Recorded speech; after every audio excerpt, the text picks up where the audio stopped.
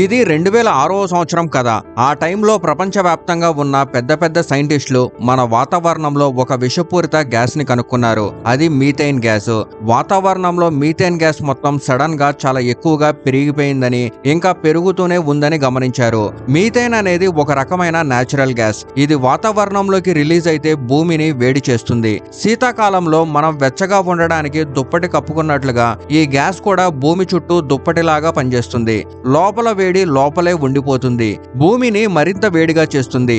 Methane gas సాధారణ carbon dioxide కంటే కూడా ఎక్కువగా వేడిని ప్రొడ్యూస్ చేస్తుంది. 2006లో ఈ గ్యాస్ సడన్ గా పెరగడం మొదలైనప్పుడు సైంటిస్టులు ఇది మన మానవ కారణాల వల్ల ప్రొడ్యూస్ అయ్యే కాలుష్యం వల్ల పెరుగుతుందని అనుకున్నారు. కానీ రీసెర్చ్ లో తెలిసిన విషయం చూసి అందరూ ఆశ్చర్యపోయారు. ఇది భూమి తనలో దాచుకున్న ఒక పెద్ద రహస్యం. ఈ మీథేన్ గ్యాస్ ఎలా ప్రొడ్యూస్ అయింది, దాని మొత్తం కంట్రోల్ ఎందుకు పెరుగుతుంది, సైంటిఫిక్ సొసైటీ మీథేన్ గ్యాస్ ను ఎలా కనుక్కుంటుంది, మరీ ముఖ్యంగా ఈ మీథేన్ గ్యాస్ ప్రపంచం నాశనం కావడానికి సిగ్నలా లేక పెద్ద వాతావరణ మార్పు యొక్క ఇండికేషనా, ఈ విషయాలన్నీ ఈ వీడియోలో డీటెయిల్డ్ గా తెలుసుకుందాం. సైంటిఫిక్ సొసైటీ ఇప్పటికే తెలుసుకున్న విషయం ఏంటంటే వాతావరణంలో మీథేన్ స్పైక్ సాధారణంగా ప్రతి 1,00,000 సంవత్సరాలకు ఒకసారి వస్తుంది. ఈ ఇన్ఫర్మేషన్ అంటార్కిటికా, గ్రీన్లాండ్ వంటి మంచుతో కప్పబడిన ప్రాంతాల్లో డ్రిల్లింగ్ చేసి ఐస్ కోర్స్ ని తీసి తెలుసుకుంటారు. ఊహించండి, అంటార్కిటికాలో ప్రతి సంవత్సరం 1 మీటర్ మంచు పడుతుందని. ఈ మంచులో వాతావరణ గాలి కూడా చిక్కుకుంటుంది. నెక్స్ట్ సంవత్సరం దానిపైన కొత్త మంచు లేయర్ వచ్చి పడుతుంది. లోతైన డ్రిల్లింగ్ ద్వారా ఐస్ కోర్ ని తీసినప్పుడు అది వేల లక్షల సంవత్సరాల నాటి వాతావరణ రికార్డును కూడా టైం మిషన్ లా దాచి ఉంటుంది. దీని ద్వారా ఏ శతాబ్దంలో వాతావరణం, ఏ గ్యాసెస్ ఎంత మొత్తంలో ఉన్నాయని అంచనా వేస్తారు. ఈ విధంగా సైంటిఫిక్ సొసైటీ తెలుసుకుంటుంది. భూమి చరిత్రలో ప్రతి 1,00,000 సంవత్సరాలకు ఒక టైం వస్తుంది. అప్పుడు వాతావరణంలో మీథేన్ గ్యాస్ చాలా ఎక్కువగా ఉంటుంది. ఇది ఐస్ ఏజ్ ముగిసి భూమి మళ్ళీ వేడెక్కడం ప్రారంభమవుతుందని ఇండికేట్ చేస్తుంది. ఐస్ ఏజ్ ముగియడం ప్రారంభమైనప్పుడు కేవలం 2030 సంవత్సరంలోనే చాలా మంచు కరిగిపోయి భూమి పరిస్థితి నీటితో కూడిన నీటి వాతావరణంలా మారుతుంది. ఇప్పటి వాతావరణం లాంటిది. కానీ ఇక్కడ సమస్య ఏంటంటే మీథేన్ లెవెల్స్ 12,000 సంవత్సరాల క్రితం రికార్డ్ అయ్యాయి. ఆ తర్వాత ఐస్ ఏజ్ ముగియడం ప్రారంభమైంది. అయితే ఇప్పుడు ఇంత త్వరగా మీథేన్ వాతావరణంలో మళ్ళీ ఎందుకు పెరుగుతుంది? మన భూమి ఏదో పెద్ద మార్పు వైపు వెళ్తుందా, లేక ఇది కొత్త ప్రమాదమా? ఈ రహస్యాన్ని అర్థం చేసుకోవడానికి మనం భూమి చరిత్రను చూడాలి. మనం ఇప్పుడు క్వాటర్నరీ పీరియడ్ అనే ఒక స్టేజ్ లో ఉన్నాము. ఈ పీరియడ్ సుమారు 25 లక్షల సంవత్సరాల క్రితమే ప్రారంభమయ్యి ఇప్పటి వరకు కొనసాగుతుంది. ఈ క్వాటర్నరీ పీరియడ్ లో 2 భాగాలు ఉన్నాయి. మొదటి భాగం పాలాస్టాసిన్ ఎపాక్. ఇది సుమారు 25 లక్షల సంవత్సరాల క్రితం నుండి 12 సంవత్సరాల క్రితం వరకు కొనసాగింది. ఈ స్టేజ్ లో భూమి పైన పదే పదే ఐసేజులు వచ్చాయి. భూమి యొక్క పెద్ద భాగం మంచుతో కప్పబడింది. ఆ తర్వాత వేల సంవత్సరాల తర్వాత మంచు కరిగి భూమి యొక్క ఎక్కువ భాగం ప్లెజెంట్ గా మారింది. మళ్ళీ మంచు వచ్చి ఈ సైకిల్ ఇలాగే కొనసాగింది. ఈ స్టేజ్ లోనే మనుషులు ముందుకు వచ్చారు. ఈ స్టేజ్ లోనే మ్యామత్ వంటి పెద్ద జంతువులు అంతరించాయి. ఆ తర్వాత క్వాటర్నరీ పీరియడ్ లో 2వ భాగం వచ్చింది. దీనిని హోలోసిన్ ఎపాక్ అంటారు. ఇది సుమారు 12,000 సంవత్సరాల క్రితం ప్రారంభమయ్యి ఇప్పటి వరకు కొనసాగుతుంది.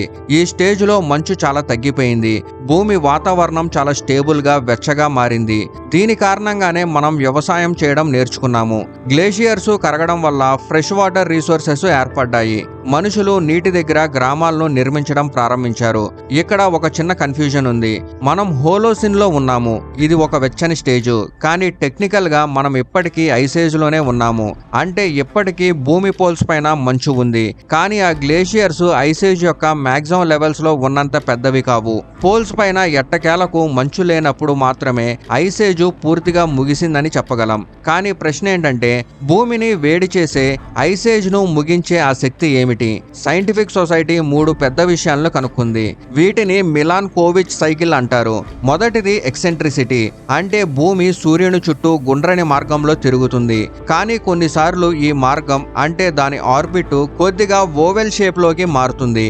ఈ ఓవెల్ షేప్ లో భూమి యొక్క సర్టెన్ పాయింట్ కు చేరినప్పుడు సూర్యుడి నుండి వచ్చే వేడి పెరుగుతుంది. ఈ ఎక్సెంట్రిసిటీ సైకిల్ సుమారు 1,00,000 సంవత్సరాల వరకు ఉంటుంది. ఈ 1,00,000 సంవత్సరాల్లో ఆర్బిట్ గుండ్రంగా నుండి ఓవెల్ గా మళ్ళీ గుండ్రంగా మారుతుంది. కానీ సైంటిఫిక్ సొసైటీ నమ్మకం ఏంటంటే ఐస్ ఏజ్ ను ముగించడం వెనక ఎక్సెంట్రిసిటీ సైకిల్ మాత్రమే కాదు, యాక్సిల్ టిల్ట్ కూడా పెద్ద పాత్ర పోషిస్తుంది. అంటే భూమి సూర్యుని చుట్టూ తిరిగేటప్పుడు కొద్దిగా వంగి ఉంటుంది, సుమారు 23.5 డిగ్రీల యాంగిల్లో. కానీ ఈ వంపు కూడా కాలంతో కొద్దిగా మారుతూ ఉంటుంది. భూమి ఎక్కువగా వంగినప్పుడు పోల్స్ పైన వేసవిలో ఎక్కువ సన్లైట్ పడుతుంది, అక్కడ మంచు వేగంగా కరుగుతుంది.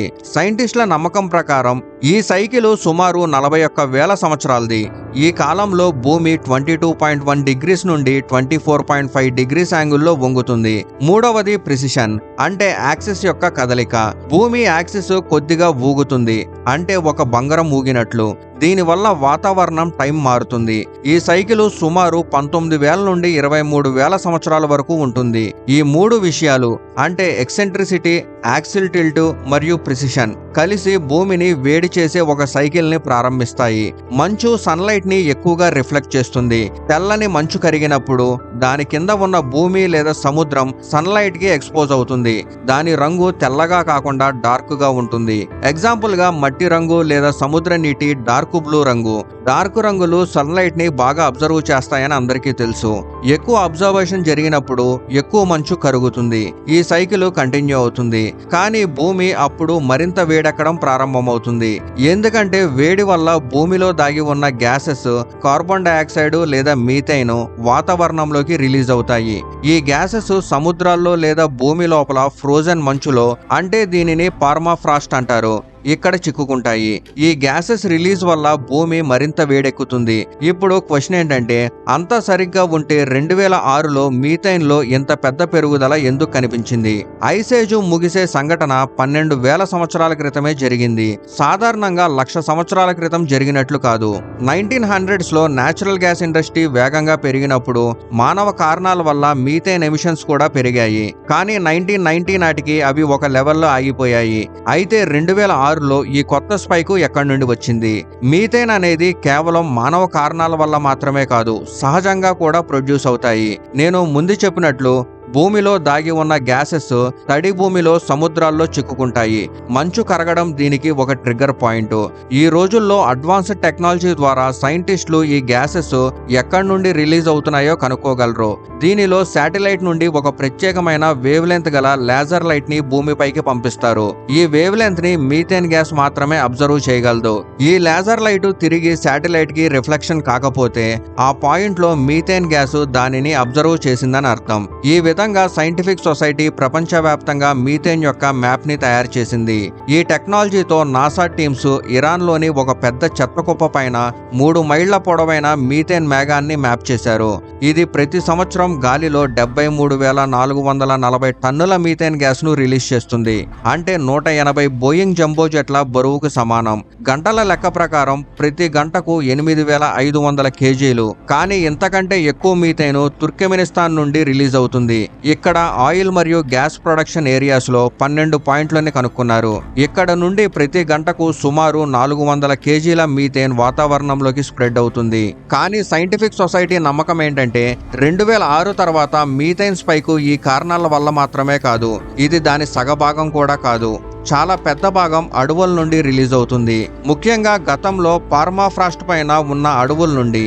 ఇప్పుడు పర్మాఫ్రాస్ట్ కరుగుతున్నందున భూమి లోపల ఉన్న ఫాసిల్స్ వేగంగా కుళ్ళిపోయి మీథేన్ గ్యాస్ ను రిలీజ్ చేస్తున్నాయి. దీనివల్ల మీథేన్ గ్యాస్ స్పైక్ కనిపిస్తుంది. మీథేన్ గ్యాస్ యొక్క అతిపెద్ద సమస్య ఏంటంటే ఇది గాలిలో కలిసిపోతే దానిని కలెక్ట్ చేయడం చాలా కష్టం. ల్యాండ్ ఫీల్డ్స్ లో మీథేన్ గ్యాస్ ను కలెక్ట్ చేయడం చాలా సులభం. కానీ అడవుల నుండి రిలీజ్ అయ్యే గ్యాసెస్ ను కలెక్ట్ చేయడం సాధ్యం కాదు. కొన్ని మోడర్న్ ల్యాండ్ ఫీల్డ్స్ లో మీథేన్ గ్యాస్ ను కలెక్ట్ చేసి దానిని ఎనర్జీ ప్రొడక్షన్ కోసం ఉపయోగిస్తారు. దీని బై ప్రొడక్ట్ కార్బన్ డైఆక్సైడ్. ఇది ప్రమాదకరమైందే, అయినా మీథేన్ కంటే తక్కువే. వాతావరణంలో మీథేన్ గ్యాసు 10 సంవత్సరాల వరకు ఉండగలదు. ఆ తర్వాత అది కార్బన్ డయాక్సైడ్ అయ్యి మరియు నీటి ఆవిరిగా మారుతుంది. ఇప్పుడు సమస్య ఏంటంటే భూమిలో గతంలో కూడా ఇలాంటి మీథేన్ లెవెల్స్ ని కనుక్కున్నారు, ఎగ్జాంపుల్ గా 12,000 సంవత్సరాల క్రితం. కానీ భూమి ఇంత ఎక్కువ మీథేన్ ను రిలీజ్ చేసినప్పుడు అది ఐస్ ఏజ్ ముగిసే సమయం. ఇప్పుడు గ్లేషియర్స్ ఇప్పటికే చాలా వరకు కరిగిపోయిన ఈ టైంలో ఇలాంటి మీథేన్ లెవెల్స్ గతంలో ఎప్పుడూ కనిపించలేదు. బహుశా ఇది భూమి ఒక కొత్త స్టేజ్ లోకి వెళ్ళబోతున్నట్లు ఇండికేషన్ కావచ్చు. కానీ నిజం చెప్పాలంటే ఈ విషయంలో ఏం జరుగుతుందో ఖచ్చితంగా అంచనా వేయడం చాలా కష్టం. ఐస్ ఏజ్ పూర్తిగా ముగిసిపోతుందా లేక మనం కొత్త ఐస్ ఏజ్ లోకి వెళ్తున్నామా? ఎందుకంటే సైంటిఫిక్ సొసైటీ దగ్గర భూమి చరిత్రలో ఇలాంటి క్లియర్ ఇండికేషన్ లేదు. 12,000 సంవత్సరాల తర్వాత మీథేన్ లెవెల్స్ ఇంతగా పెరిగినట్లు మరియు ఈ లెవెల్స్ ఎంతవరకు పెరుగుతాయో ఇది నిజంగా మానవ కారణాల వల్ల కాకుండా సహజంగా జరుగుతుంటే దానిని ఆపడం అసాధ్యం.